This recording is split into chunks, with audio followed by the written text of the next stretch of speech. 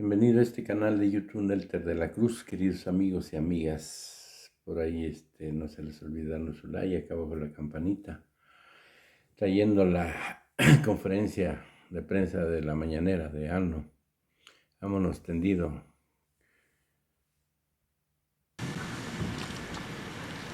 Después un compañero, tú. Buen día, presidente. Soy Maya Una compañera y luego tú. Maya Barbuch, de Bloomberg News. El abrupto cambio del plan para el liderazgo de Banxico ha generado especulaciones de que usted quiere un banco central que actúe de otra forma en su política monetaria.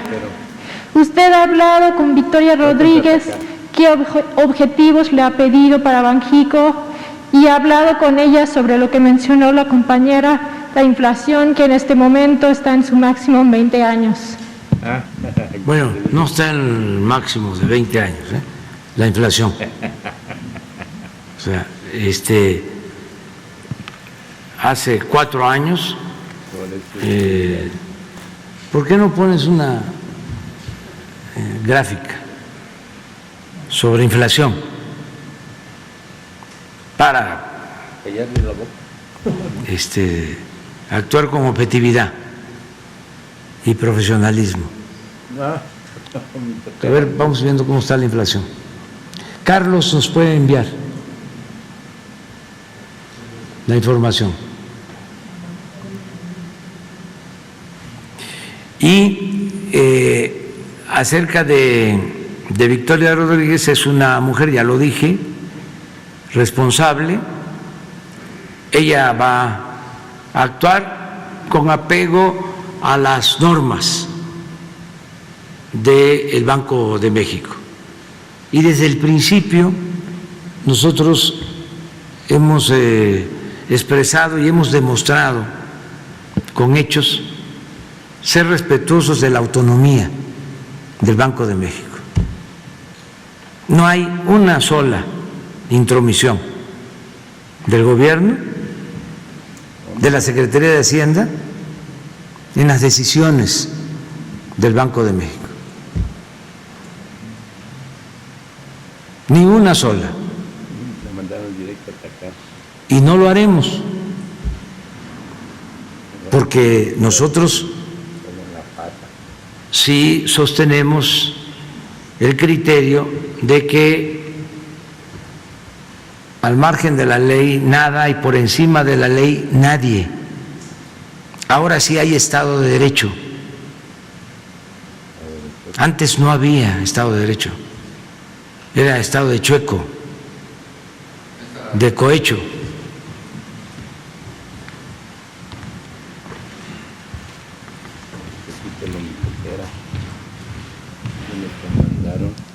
Esta es la inflación anualizada. Sin embargo, según las cifras de hoy, está arriba del 7%. Sí, pero todavía, mire.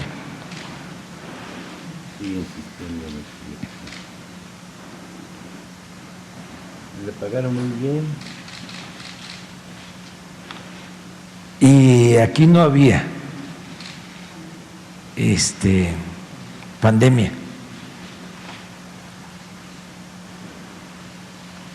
Y le decía yo que Brasil trae 11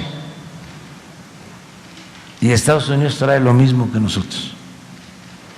Claro, no digo que no es una situación mundial, sin embargo que es un asunto mundial que el Banco de México está intentando responder. Entonces pregunto si usted habló sobre el futuro del banco con ella o solo sobre... No, porque ella es una profesional y es una mujer con criterio, autónoma, independiente, una mujer íntegra.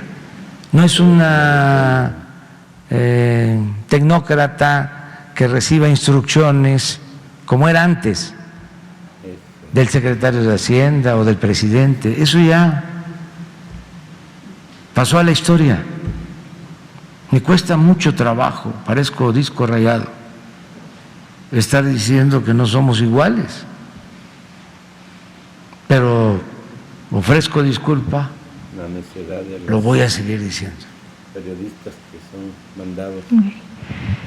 Y en otra pregunta, si me lo permite, en octubre el señor Octavio Romero dijo que Pemex ya no pagaría sus amortizaciones de deuda y que el gobierno federal lo haría. ¿Es cierto que usted prometió eso? En caso de que sí, ¿has asegurado la suma y por qué cantidad de tiempo? Estamos nosotros apoyando a Pemex, apuntalando a Pemex, como estamos apoyando a la Comisión Federal de Electricidad. El plan de los tecnócratas corruptos y de sus jefes era destruir a Pemex y destruir a la Comisión Federal de Electricidad, arruinarlos, arruinar a estas empresas públicas. Entonces nosotros estamos ayudando. Nada más imaginen, si no se hubiese dado el cambio en el 18, ya Pemex estaría en bancarrota. La Comisión Federal, lo mismo. Y un caos en el país. No soy adivino, pero tengo sensibilidad. Si no hubiese cambiado esa política de saqueo, el país estaría hundido.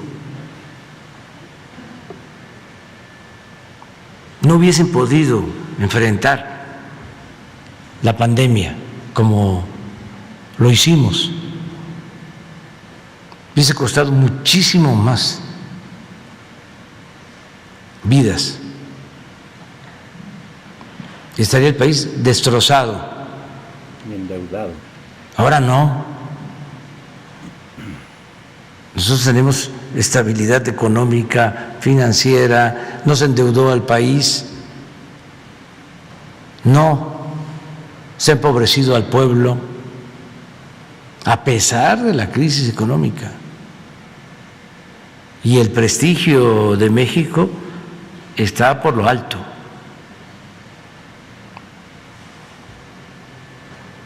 También para ubicarnos, porque ustedes imaginen si se hubiesen continuado con los mismos planes, esto que hicieron,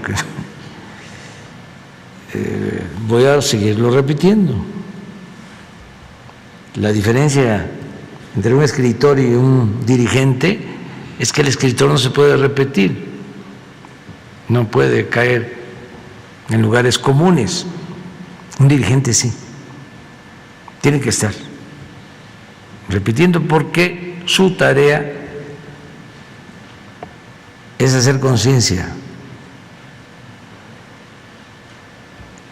Imagínense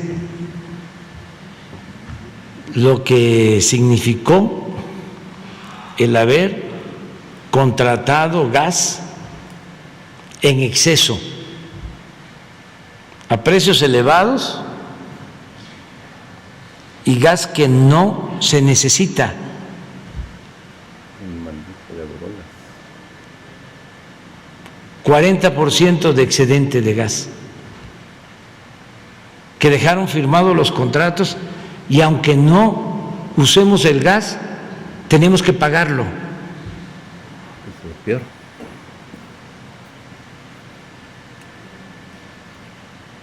Engañando de que se necesitaba el gas porque iban a construir 12 plantas termoeléctricas.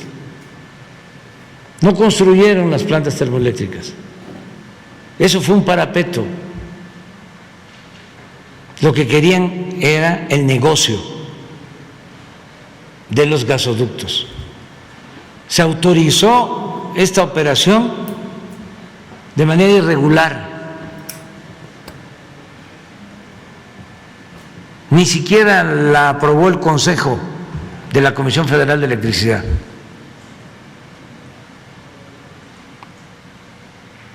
¿Salió algo de esto en el Reforma?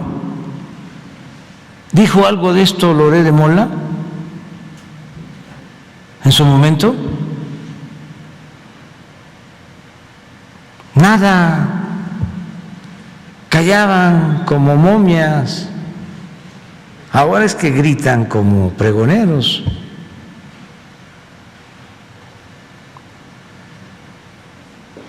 Entonces, ya esos atracos se acabaron. Lo otro, imagínense, esto también para los jóvenes, engañan de que si se privatizaba la explotación del petróleo, si se entregaban bloques, grandes extensiones del territorio nacional, las llamadas rondas, en tierra y en mar. Estamos hablando de miles de kilómetros. A las empresas para explotar el petróleo iba a haber inversión extranjera, iba a llegar mucha inversión extranjera, se iba a perforar, se iba a sacar el petróleo, llegaron a decir que era un tesoro que teníamos, pero que no lo podíamos utilizar en beneficio del pueblo porque había que modificar la Constitución, y modificaron la Constitución para sacar el tesoro. Pero que además de que íbamos a producir más y que iba a llegar mucha inversión extranjera, iba a bajar el precio de las gasolinas. ¿En qué terminó todo?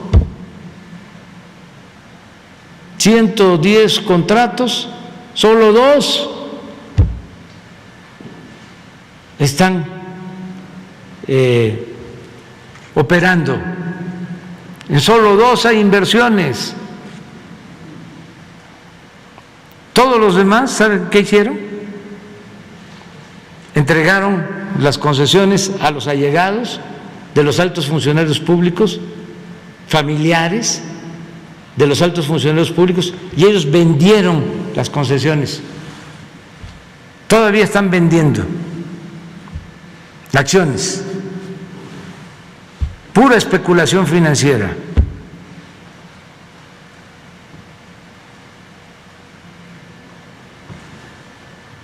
Para no caer en conflicto, porque si con lo de la reforma eléctrica han hecho un escándalo, imagínense si decidimos cancelar todos los contratos, que hay elementos para hacerlo, porque no invirtieron, porque están violando las cláusulas de las concesiones. ¿Quisiéramos eso? No, pues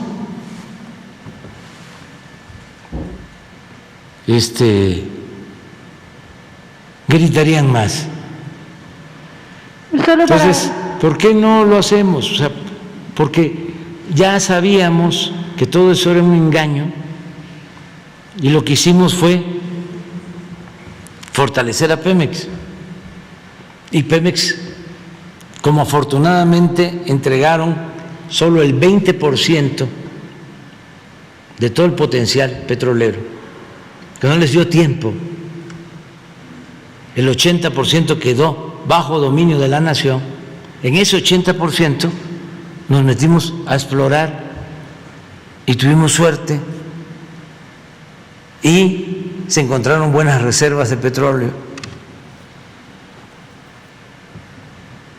Y ayudando a Pemex estamos extrayendo petróleo y salvamos a Pemex, rescatamos a Pemex. Y dicho sea de paso, esto se logró por el apoyo de los trabajadores petroleros, los que están ahí en plataforma, los que están en las refinerías, obreros y técnicos, profesionales de Pemex. Con ellos estamos rescatando a Pemex. Y desde luego, sin corrupción. Ahí está el caso del señor Lozoya y el caso del que le siguió a Lozoya,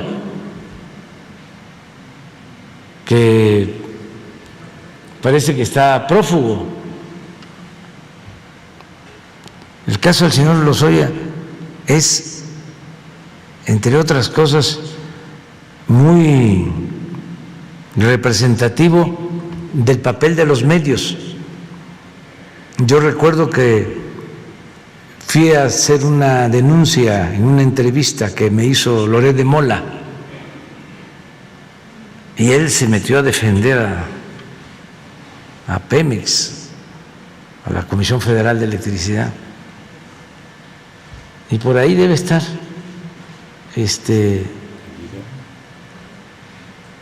al día siguiente, porque así era, a los 2 días llaman a Lozoya a Televisa y le hace una entrevista Loret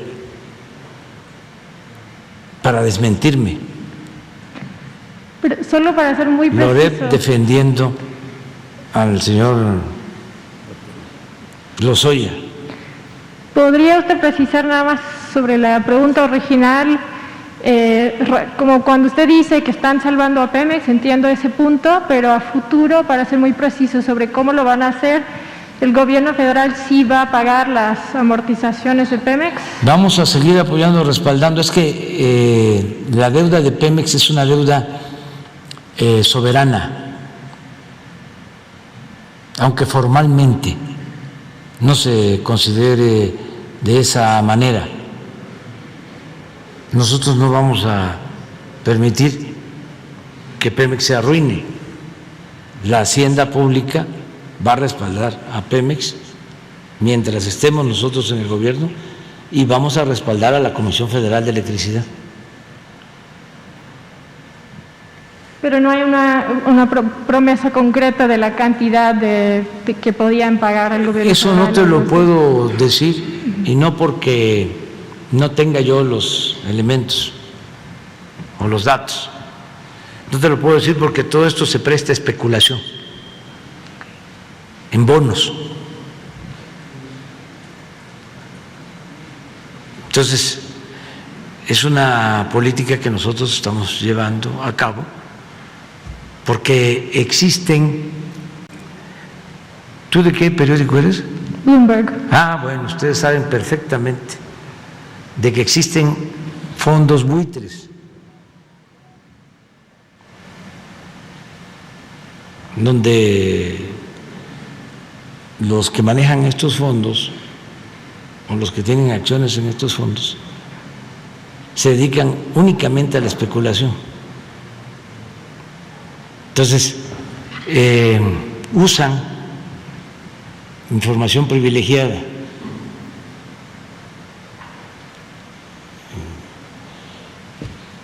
Hay tráfico de información, entonces no se pueden decir muchas cosas sobre esto, pero yo creo que es suficiente con el que te diga que vamos a respaldar a Pemex y a la Comisión Federal, siempre.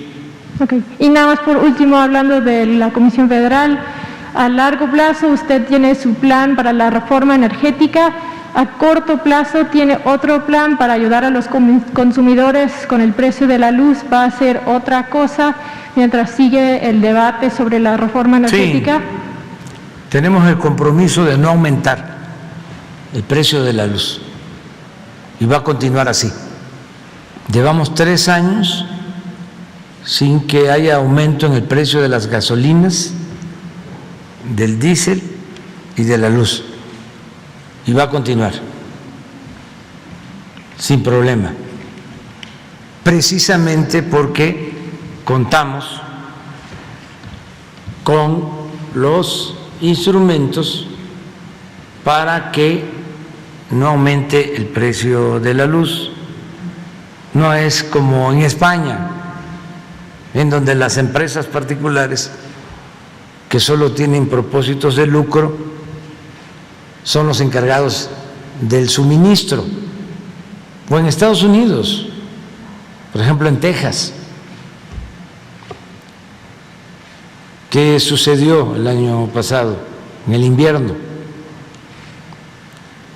Se quedaron sin energía eléctrica porque aumentó el precio del gas de manera desproporcionada. Para empezar, sufrió mucho la gente en Texas con el frío, porque no tenían calentadores y sufrieron casi un mes. Estamos hablando de Texas, de Estados Unidos, y les llevó todo ese tiempo restablecer el servicio de energía eléctrica. Y pagaron los consumidores. ¿Qué pasa en España? En sus recibos, ese aumento en el precio del gas se convirtió en altas tarifas en el pago de luz. Eso aquí no sucedió. Nos llevó una semana resolver el problema por los trabajadores electricistas. Una semana. Y no le costó nada al consumidor.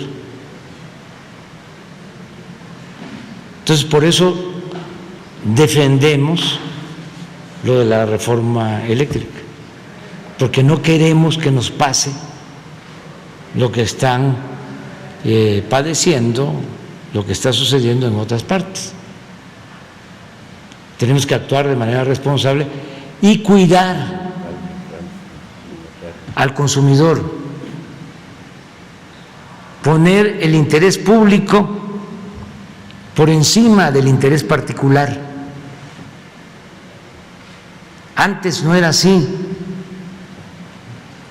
era el bien, el beneficio, el lucro de particulares, aunque se afectara al pueblo.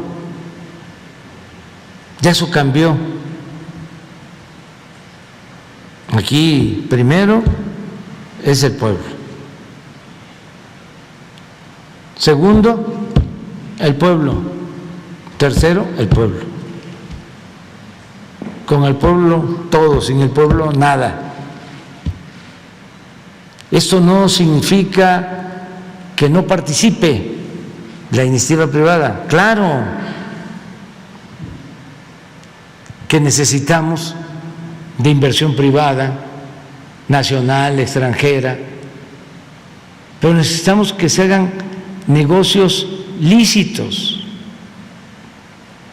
no permitir la corrupción, los atracos,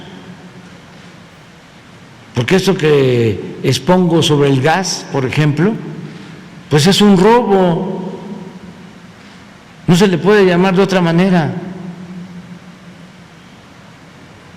es un abuso de quienes detentaban el poder, quienes tenían influencias. Entonces, todos los negocios se requiere la inversión privada, es fundamental. Se requiere la participación de empresarios, y hay empresarios muy responsables, afortunadamente, la mayoría son empresarios muy responsables con dimensión social. Y la regla es que se puedan hacer negocios con utilidades razonables, con ganancias razonables, no atracos, no 100, 200, 300%, no robo. Entonces, la actividad económica y la política como imperativo ético, eso es el cambio. Eso es lo que estamos llevando a la práctica. Ya me vinieron a decir que me tengo que ir. Ya ven, ya no hay Estado Mayor, pero de todas maneras. Pues, no encontraron el. A ver, pónganlo. así como viene a contraatacar esta periodista de Bloomberg, esperemos que también Es que, publique la respuesta. de veras, ¿quién es? Lozoya. Este es Lozoya. Y Loret de Mola. A ver. Lozoya, el director general de Pemex, muchísimas gracias por venir. Buenos días, Carlos. ¿Cómo sienten las reacciones de entrada? Vamos a empezar por los que dicen, esta reforma es tímida, dice Gustavo Madero, el dirigente nacional del PAN. El Wall Street Journal dice, se quedaron cortos, quieren jugar en las grandes ligas, pero pues a lo mejor no están pichando como los Yankees.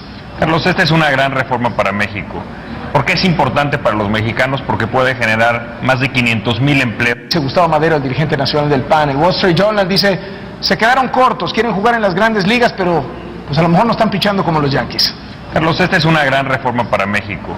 ¿Por qué es importante para los mexicanos? Porque puede generar más de 500,000 empleos de aquí a final de sexenio hacia 2018 y más de 2.5 millones de empleos hacia el 2025. Es decir, esta es una reforma que los mexicanos van a sentir en sus hogares, va a tener un impacto en la economía familiar a través de menores precios en la electricidad, en las tarifas de luz y por supuesto en los precios del gas.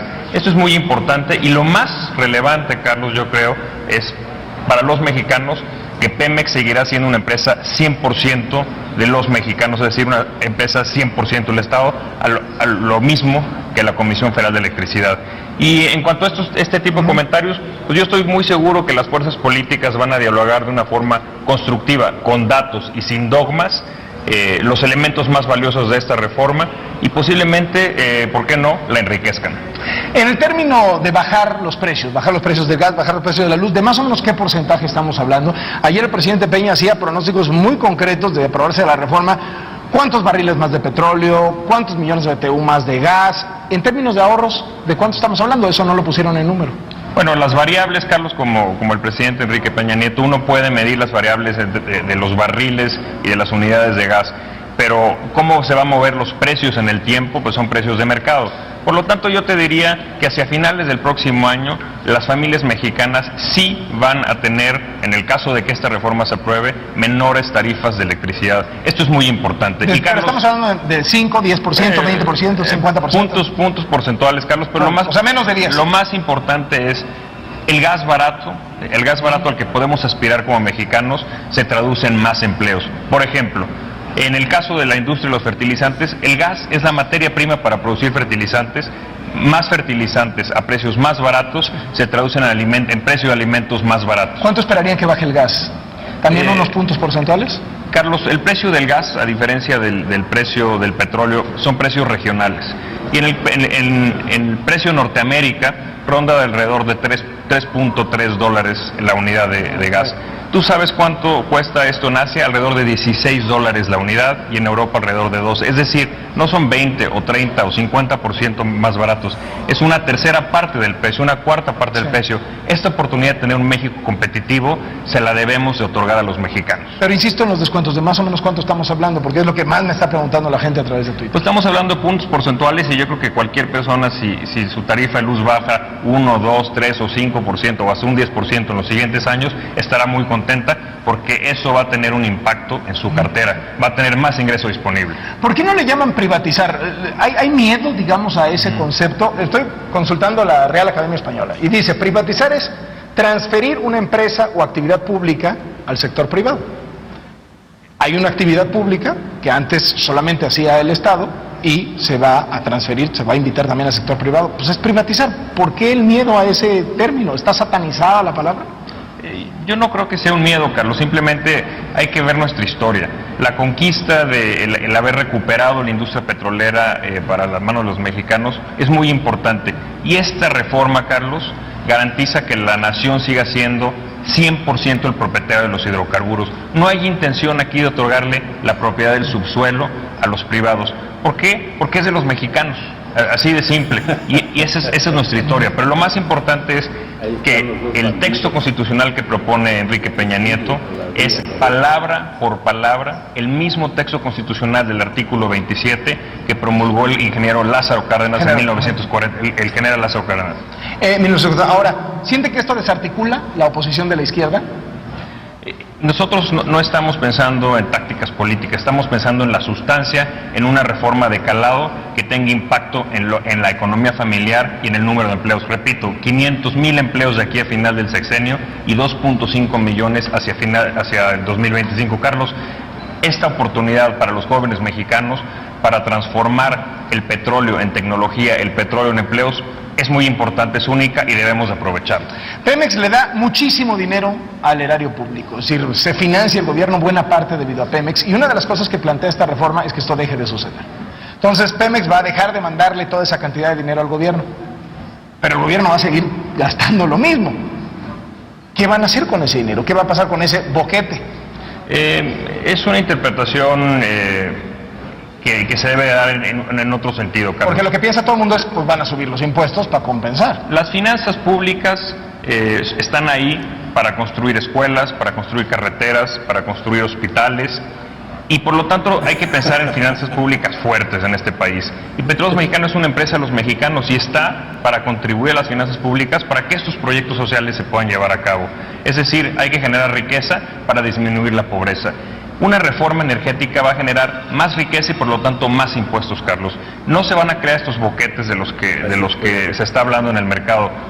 A partir de mayor producción de hidrocarburos, de petróleo y gas, habrá más impuestos y por lo tanto habrá más servicios públicos. Esta propuesta fortalece a Pemex y por lo tanto es buena para México.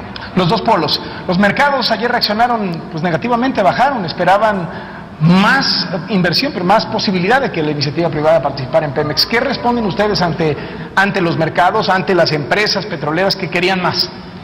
La prensa internacional yo creo que ha tenido una respuesta muy buena, Carlos. Los mercados internacionales afectan también a la Bolsa Mexicana de Valores, hay otras variables, y esto es apenas el principio de una discusión. Nosotros estamos muy positivos sobre los impactos que puede tener esto en el bolsillo de las familias, y eso es lo importante, Carlos. No se trata de darle beneplácito a los mercados ni a ciertas empresas.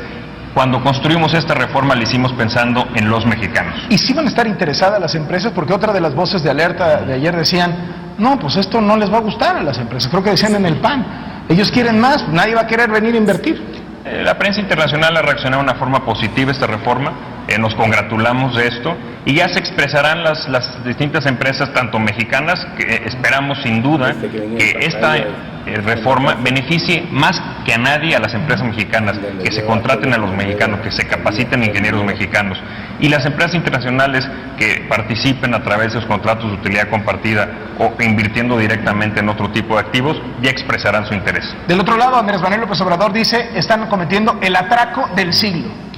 Carlos, una mentira, aunque se repita 100 veces, no será verdad. Esto no es un atraco. Un atraco es quien propone endeudar a los mexicanos.